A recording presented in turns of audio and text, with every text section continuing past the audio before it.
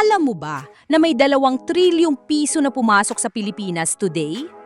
Omsim mga lodi, literal na umuulan ng pera from our OFWs.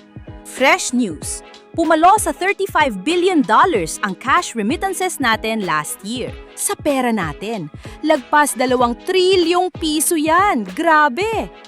Gaano ba karami ang 2 trilyong piso? Kung bibilhin mo ng latest iPhone, makakakuha ka ng 20 milyong units. Mabibigyan mo lahat ng tao sa Metro Manila at may sukli pa.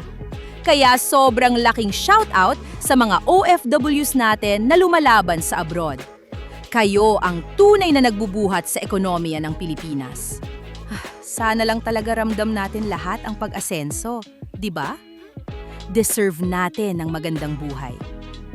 Kung may 1 million pesos ka ngayon, anong unang bibilhin mo?